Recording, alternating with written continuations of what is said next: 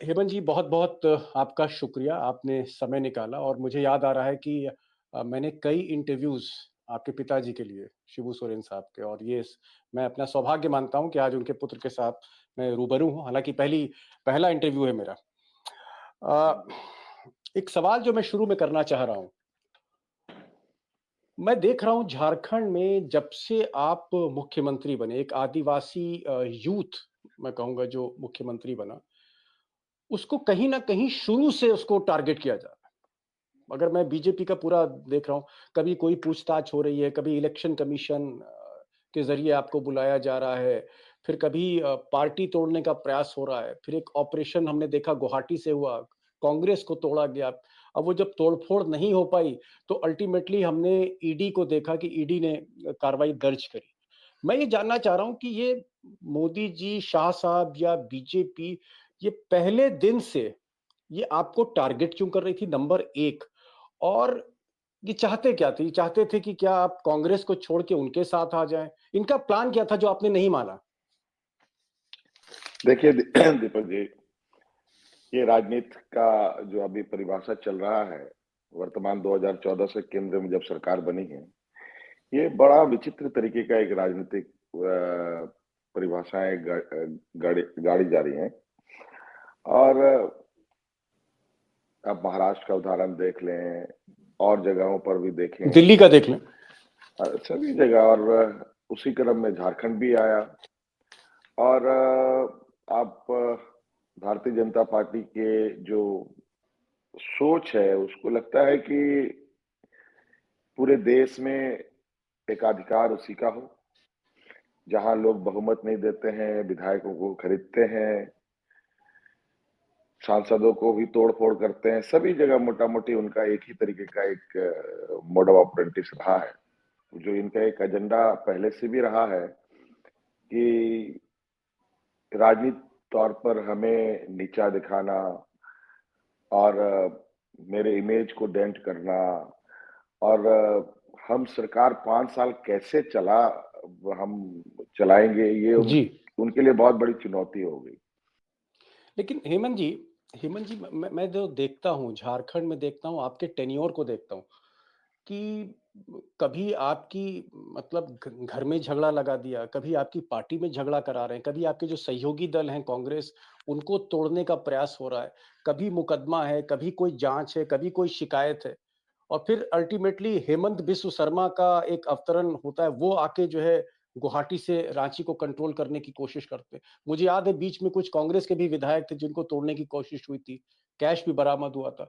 ये जो सारी कोशिशें या साजिशें आप कह सकते हैं पॉलिटिकल कॉन्स्पिरेसीज़ कह सकते हैं और ये हुँ, हुँ। फुल पब्लिक व्यू में हो रहा था, इसके पीछे मोटिव क्या लगता है? आपको मकसद क्या लगता है? क्या देखिए, चाहते थे? सबसे पहली हुँ, बात तो ये राज्य अनफॉर्चुनेटली दुनिया का सबसे अधिक मिनरल्स पाए जाने वाला स्टेट है। जी, और कोई ऐसा खनिज संपदा नहीं है जो इस राज्य में ना मिलता हो। बिल्कुल। चाहे आप सोने को भी देख लें, चांदी भी देख लें, डायमंड भी देख लें, ये सारी चीजें भी यहाँ मिलती हैं। लोहा, कोयले के अलावा भी जी, यूरेनियम भी हमारे यहाँ मिलता है। तो इनका जो समूह है, जिनको मैं अक्सर बोलता हूँ व्यापारियों की पूरी समूह है ये। और ये समूह अलग-अलग जगहों पर, और इसमें जो भारतीय जनता पार्टी के टॉप लीडर्स हैं, जी, वो अपने व्यापारी सहयोगी लोग जो हैं, उनको कैसे सपोर्ट करते हैं विद इन द कंट्री, देश से बाहर। कई जी, आपने खबर आप लोगों ने देखा होगा और दिखाया भी होगा, अखबारों में भी आया कि कैसे देश के प्रधानमंत्री जी अपने मित्रों के लिए लॉबिंग करते हैं। और कैसे उनको उनके व्यापार को आगे बढ़ाने का वो काम करते हैं। और आज हमारे राज्य का भी कमोबेश यही है कि यहाँ के खनिज संपदा जो आज व्यापारियों के लिए एक बहुत बड़ा एक रिसोर्स है। रिसोर्स है, वो कैसे इस पर ये हाथ मारे। और एन केन प्रकारेण अभी आपको बताएं, चुनाव के दौरान यहाँ ईडी सक्रिय है, यहाँ सीबीआई ओहो। सक्रिय है, या इनकम टैक्स सक्रिय है, सारी एजेंसियां सक्रिय है यहाँ। लेकिन हेमंत जी, अभी तो कोड ऑफ कंडक्ट लगा है, कोड ऑफ कंडक्ट में ईडी कैसे आ सकती है, इनकम टैक्स कैसे आ सकता है? तो सुप्रीम कोर्ट भी कहना है कि पुराने मामले आप कैसे खोल देंगे इलेक्शन के बीच में? ये सारे सारे लोग एक्टिव हैं, फुल्ली एक्टिव हैं। पूरे क्षेत्र में जितने कार्यकर्ता नहीं, हमको लगता है उससे अधिक यहाँ एजेंसियां सक्रिय है। यहाँ पर चुनाव की कार्यकर्ता से अधिक नहीं, लेकिन जांच कोड ऑफ एजेंसी है। कंडक्ट लगा हेमंत जी।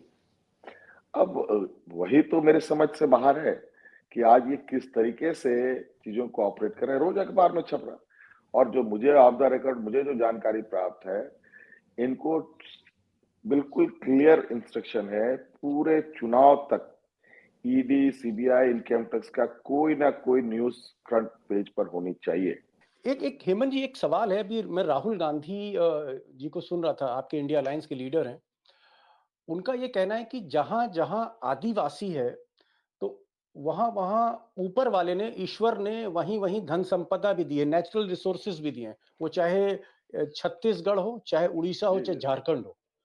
राहुल गांधी का कहना है कि इन आदिवासी बाहुल राज्यों में, प्रदेशों में सत्ता छीनना चाहते हैं, कैप्चर करना चाहते हैं मोदी।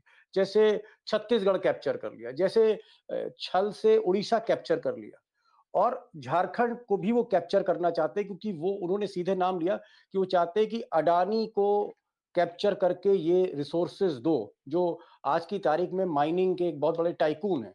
तो आपको लगता है कि छत्तीसगढ़ की तर्ज पे या उड़ीसा की तर्ज पे यहाँ भी जो एक बड़ा प्लान है, वो कि यहाँ झारखंड को कैप्चर करके अडानी को सौंपो, ऐसा कुछ है?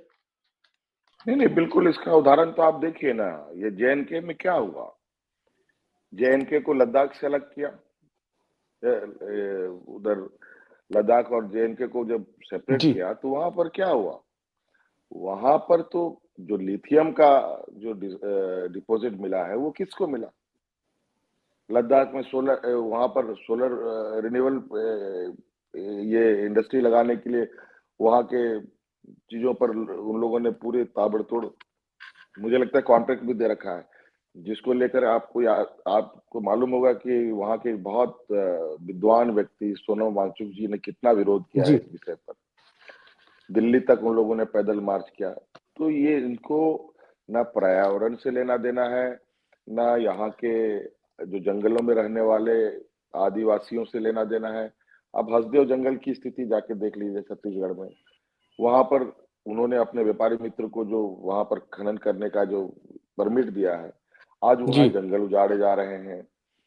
और आज वहां के आदिवासियों को या तो नक्सल घोषित करो, या देशद्रोह घोषित करो, और जेल में डाल दो, या गोली मार दो, यही स्थिति है।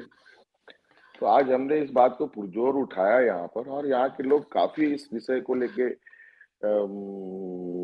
सजग रहते हैं अपने जल जंगल जमीन को लेकर के। और आने वाला समय में इस पर हम लोग बहुत स्ट्रांगली बातों को आगे बढ़ाएंगे। इस बात का हेमंत कोई जी। असेसमेंट नहीं। जी, अभी मैं शरद पवार साहब को सुन रहा था, आप ही के इंडिया अलायंस के बहुत सीनियर मोस्ट नेता हैं। उनका, ये शरद पवार का कहना था कि साहब, महाराष्ट्र में जो लेवल प्लेइंग फील्ड होनी चाहिए चुनाव में, वो लेवल प्लेइंग फील्ड नहीं है, और इलेक्शन कमीशन ने आंख बंद कर रखी है। एकनाथ शिंदे और बाकी जो उनके साथी हैं, और वहां पर ये भी कहा उद्धव ठाकरे ने, उन्होंने कहा कि भाई, धारावी की जो जमीन है तकरीबन 1 लाख करोड़ की, जो अडानी को दी जाएगी, ये सब अ, धन पशु जितने हैं, खुले आम पैसा बांट रहे हैं। और यहाँ भी कहा जा रहा है कि एक एक लिफाफे में 5-5 हजार, 10-10 हजार रुपए रख के जो है दीपक नोट जी, दिए जा अभी रहे अब अभी की खबर है, अभी की खबर है। हमारा एक विधानसभा क्षेत्र है वहाँ दुमका, वहां पर अभी भारतीय जनता पार्टी के लोगों के हाथ से, जो बाहर से यहाँ आके अभी इस चुनाव में सक्रिय हैं, उनके यहाँ से अभी 5-7 लाख रुपए बरामदगी हुई है हैं। जी। अभी। तो क्या तो आपके यहाँ पैसे का खेल चल रहा है, और क्या चुनाव आयोग आपको निष्पक्ष दिखता है कि भाई एक लेवल प्लेइंग नहीं फील्ड है नहीं, झारखंड में? बिल्कुल बिल्कुल नहीं नहीं, इस मामले में तो बिल्कुल ही मैंने कुछ कितनी दो क्या। तीन पॉइंट्स आप बताना चाहेंगे? आप दीपक जी बताइए, चुनाव क्या जाति किसी जात के लिए है, किसी धर्म के लिए है क्या। हिंदू का जी। पर्व आता है, जैसे चुनाव को महापर्व के रूप में भी लोग लेते हैं। और हिंदू का पर्व आता है, मुसलमानों का पर्व आता है, आदिवासियों का, सबका आता है। लेकिन ये एक ऐसा पर्व है दीपक जी, जो सभी समुदाय मिलके मनाते हैं। लेकिन जो यहाँ ये लोग नैरेटिव एस्टेब्लिश करने की कोशिश करते हैं, सिर्फ जाति, धर्म, घुसपैठिए यही सब।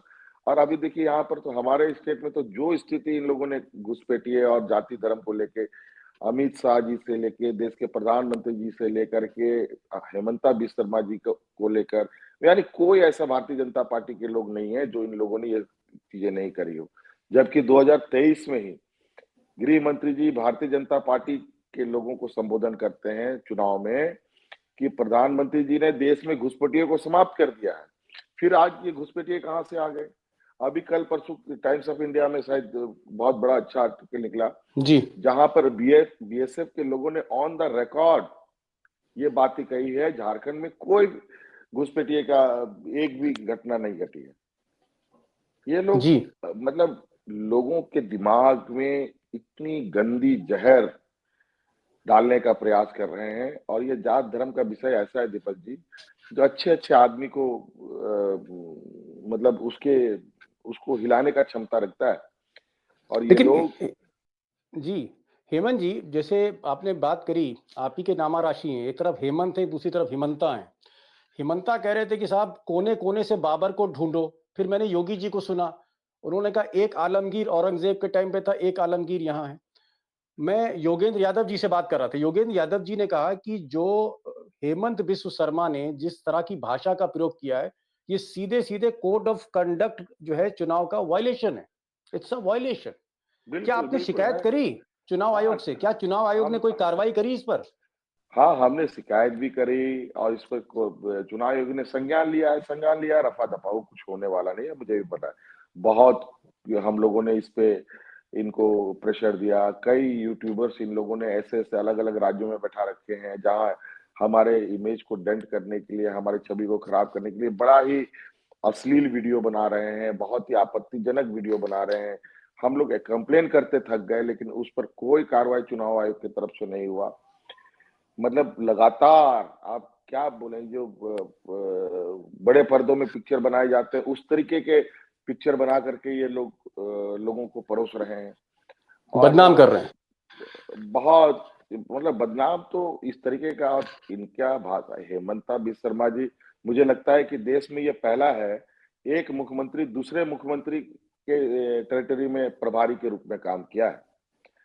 ये पहली नहीं, बार लेकिन मुझे ये लगता है कि बताइए हेमंत जी, आप तो भाई राजनीति को बहुत गहराई से समझते हैं। ये हेमंत बिस्व शर्मा में ऐसे कौन से सुरखाब के पर लगे हैं कि जो आदमी असम में बार बार वो आपके झारखंड में ही पड़ा रहता है? कभी कभी मैं कंफ्यूज हो जाता हूँ कि मुख्यमंत्री किस स्टेट का है। नहीं, ऐसा क्यों है? ऐसा क्या है? दीपक जी, आपको 23 तारीख को पता चलेगा हेमंता जी का क्या होने वाला है। आपको मालूम है इसी चुनाव के दौरान ये मतलब मुझे मैं भी कंफ्यूज हो गया कि आने वाला समय में लगता है भारतीय जनता पार्टी इन्हीं को यहाँ का मुख्यमंत्री प्रोजेक्ट करेंगे क्या। और इनका राज तो बाढ़ से डूब रहा था, आपको मालूम होगा। उसमें मैंने अपने राज्य से राहत कोष में पैसे भी हमने हेमंता बिस्वा शर्मा जी को भेजा। लेकिन हेमंता बिस्वा शर्मा जी उस राहत कोष का उपयोग अपने वहां के जो डुबाव क्षेत्र में करने को छोड़ करके राज्य में सरकार गिराने पे लगे रहे। इन केन जी प्रकार इसी जहर को स्टेब्लिश करने में कि यहाँ बांग्लादेशी घुसपैठिए, और जबकि खुद ही इनका जो एंट्री है बांग्लादेश का, बांग्लादेश से जो लोग आते हैं जी उन्हीं के राज्य से होके आते हैं। और उनका खुद का ऑन द रिकॉर्ड बयान है कि हमारे राज्य जी से आते हैं और अलग अलग राज्यों में जाते हैं। भाई आप करते क्या हो वहां पर? आपका दरवाजा जी है कि नहीं वहां पर? आपको जी लोगों को आप बताइए, 5 साल एनआरसी यूसीसी ये लोग लेकर के वहां बैठे हैं। क्या क्या इन लोगों ने 40-50 लाख लोगों को भगा दिया पूरे देश में। और वही लोग भेजते हैं और वही लोग यहाँ पर ढोल पीटते हैं कि बांग्लादेशी यहाँ आए पड़े हैं। जी अरे बताओगे सही। आपके आपकी जी एजेंसी तो इस बात के लिए बिल्कुल इनकार करती है कि यहाँ कोई घुसपैठी नहीं आया है। जो जी एक बॉर्डर सिक्योरिटी उन्हीं का जिम्मा है, भारत सरकार का जिम्मा है। बिल्कुल बिल्कुल बिल्कुल। एक और साहब हैं, जैसे हेमंत बिस्व शर्मा है, एक और साहब हैं, उनका नाम है निशिकांत दुबे। निशिकांत दुबे, वो भी आपसे बहुत मोहब्बत करते हैं, मुझे लगता है, बहुत प्यार करते हैं हेमंत जी की तरह। और हर बिल्कुल। वक़्त उनका ट्विटर आप ही पर हमला करता रहता है। क्या उनको ऑब्सेशन आपसे क्यों है? क्या बिना हेमंत सोरेन के उनको नींद नहीं आती, जब तक आपको 2-4 बात कह ना लें? क्या एलर्जी क्यों है उनको आपसे? दीपक जी, इनको बहुत मतलब ये मुंगेरी लाल के हसीन से अपने देख रहे थे। इनको लगा कि आदरणीय शिबू सोरेन जी अब बुजुर्ग हो चुके हैं, अब झारखंड मुक्ति मोर्चा को खत्म कर देंगे, पार्टी तोड़ देंगे, सरकार नहीं बन पाएगी। इन लोगों ने इन किन प्रकार, और जब मैंने जब सरकार चलाना शुरू किया, मुझे जो परेशानी की वो जग जाहिर है।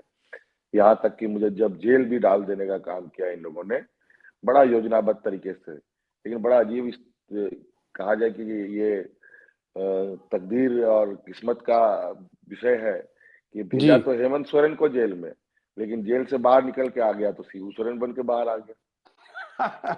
अच्छा, मैं आपसे पूछने ही जा रहा था कि बीच में जब आप जेल से बाहर निकले और 2-3 दिन बाद मैं आपकी सूरत नहीं पहचान पा रहा था कि कहाँ एक बहुत ही स्मार्ट और हैंडसम हेमंत सोरेन, और अब मैं देख रहा हूँ कि जेल से बाहर निकलने के बाद एक बहुत ही मैच्योर्ड, तो ये जो आपने दाढ़ी रखी और ये जो थोड़ा-सा हुलिया बदला, इस इंस्पिरेशन कहाँ से मिला?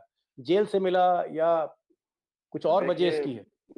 जेल के अंदर की जो दुनिया है दीपक जी, बड़ा ही विचित्र दुनिया है। इस राज्य में तो मैं तो बहुत चिंतित हो गया जेल के हालात देख करके। और मैं जेल के अंदर बहुत परेशान रहा, वहाँ के कैदियों को, बेगुनाह कैदियों को, अधिकतर आदिवासी, दलित, पिछड़ा, अल्पसंख्यक के लोग भरे पड़े। आज 90% वही लोग, जी। और बिना कसूर के। और वहां वक्त बीता, दाढ़ी भी बढ़ गई, रिलेटिव हमारे देहांत हो गए, हमारे बड़े चाचा जी का, तो मुझे उनके श्राद्ध कार्यक्रम में चंद घंटों का कोर्ट ने मुझे परमिशन दिया।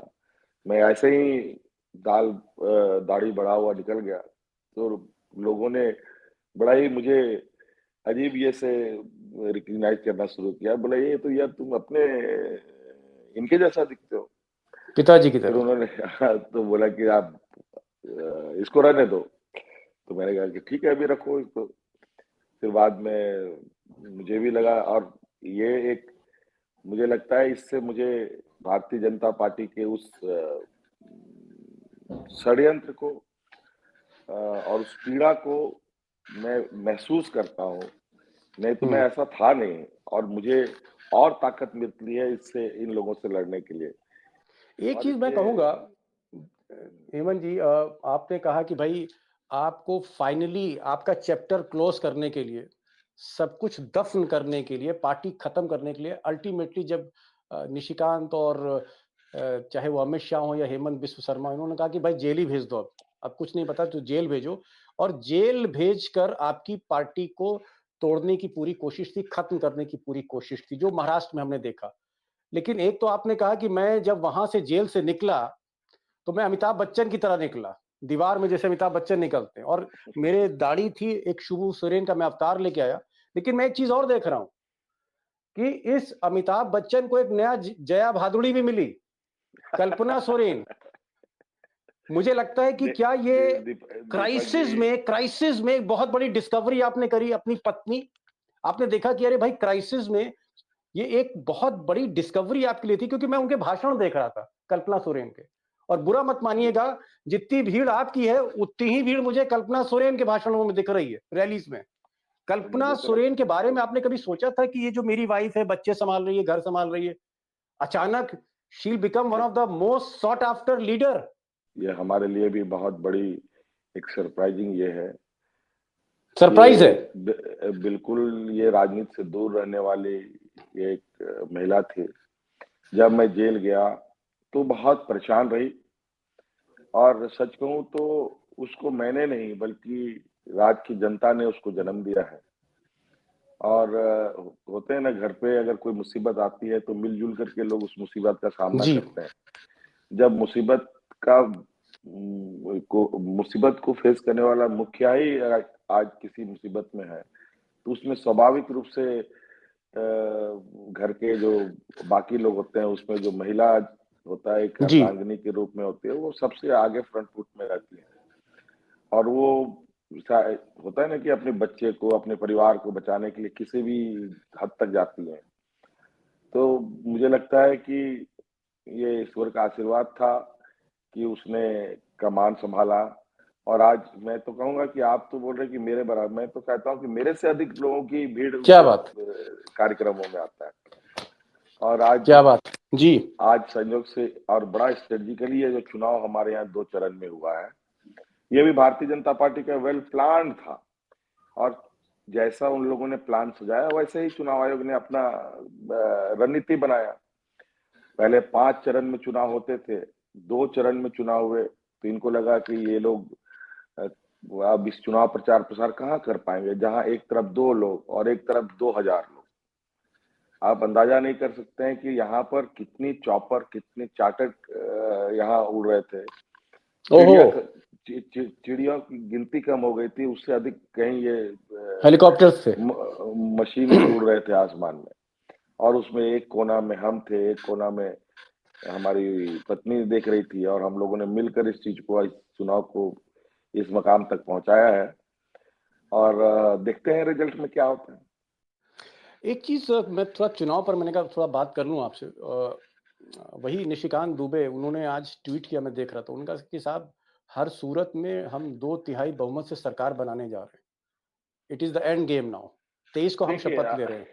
तो अभी ये मुझे जो 2/3 बहुमत की बात हो रही, ज़मीनी सच क्या है? क्योंकि आप तो पूरा झारखंड को समझते हैं भीतर तक।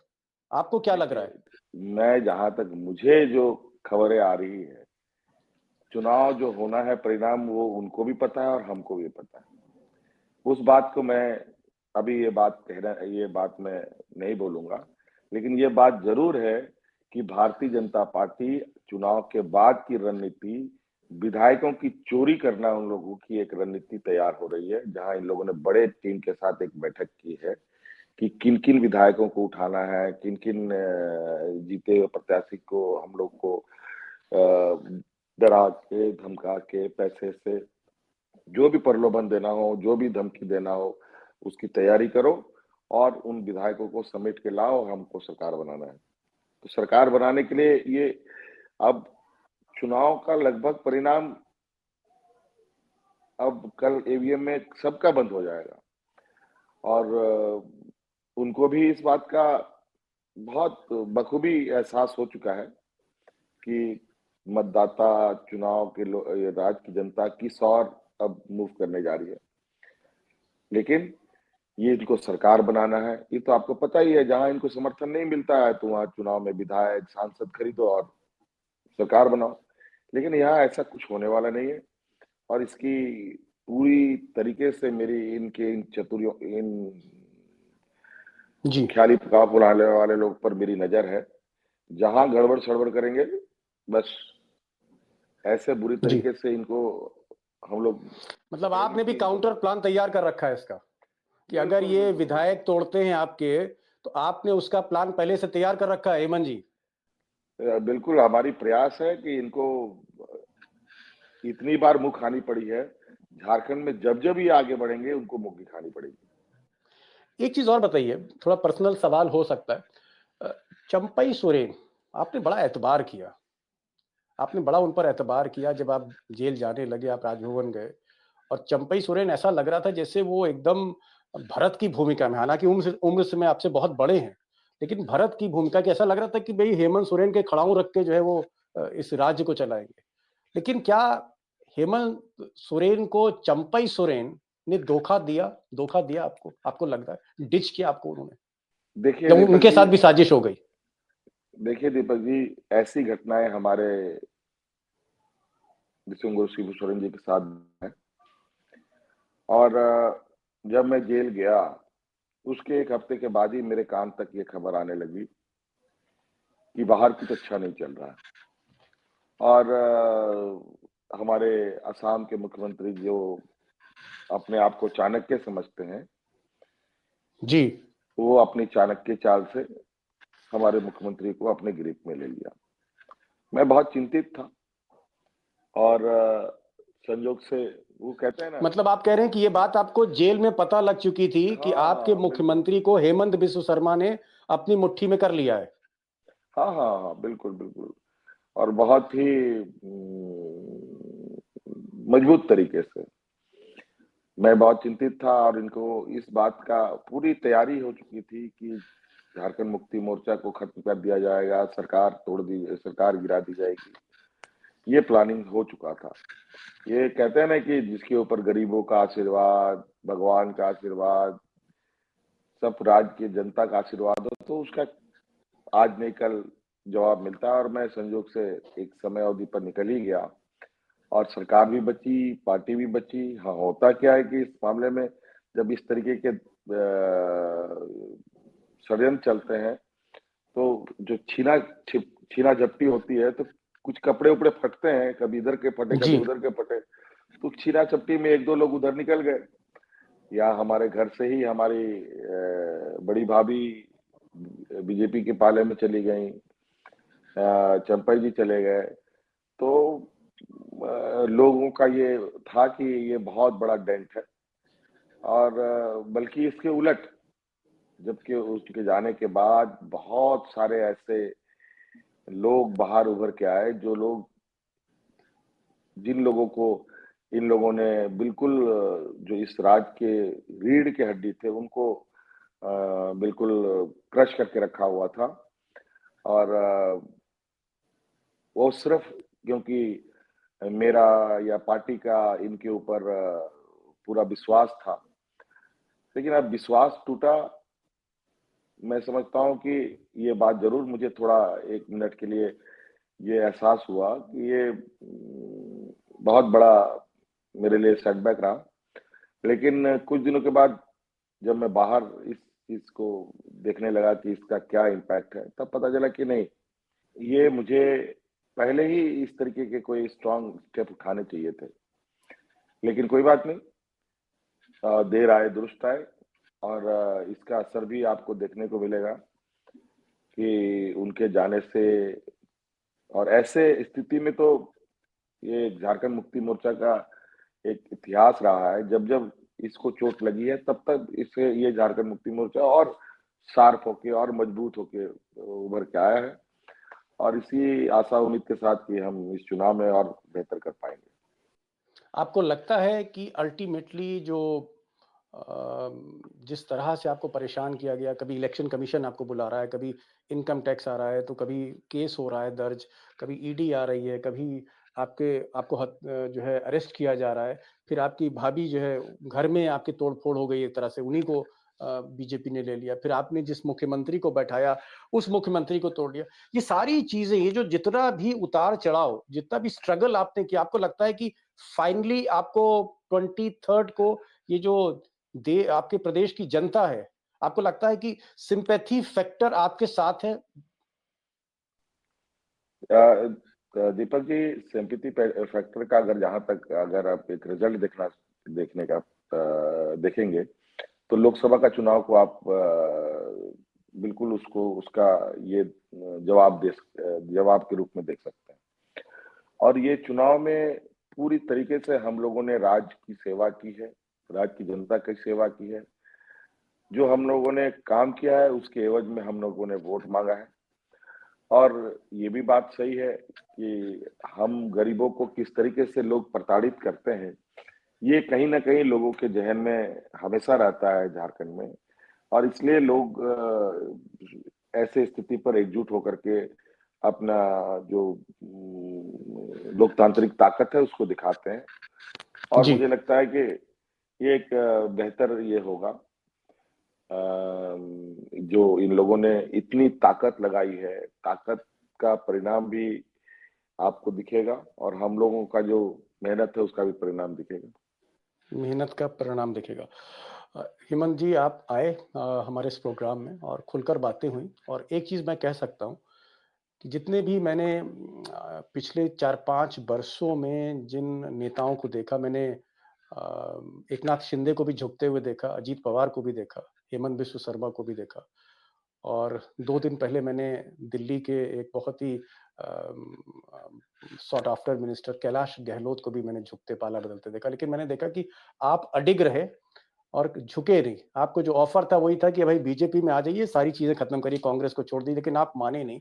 और ये जो आपका डिटर्मिनेशन है, ये जो संकल्प है कहीं न कहीं ये जो आदिवासी जो एक आप कह सकते हैं जो उनकी एक निडरता है, उनकी जो एक करेज है, उससे कहीं ये मैच करता है और आपको बहुत-बहुत शुभकामनाएँ। अब क्या होगा, कौन जीतेगा, कौन हारेगा, इस पर तो मैं प्रेडिक्शन नहीं कर सकता। लेकिन हाँ, हेमंत सोरेन से बातचीत हुई, खुलकर बातचीत हुई और सारे मुद्दों पर बातचीत हुई और किसी सवाल को ढकने की और मैं दोस्तों से ये चीज़ कहना चाह रहा हूँ कि ये हेमंत सोरेन से मेरी पहली पहली मुलाकात है और जो सवाल नहीं, थे, बिल्कुल ये मत मुलाकात सोचिएगा कि करेंगे फिर मैंने अगर। इनसे सवाल पूछे कोई, जो मेरे ज़हन में आता गया, वो मैंने इनसे सवाल पूछे and I am thankful that he answered them very honestly and you never ducked any question. Thank you so much, Hemant Soren, for joining this program. Thank you so much. Thank you Deepak ji.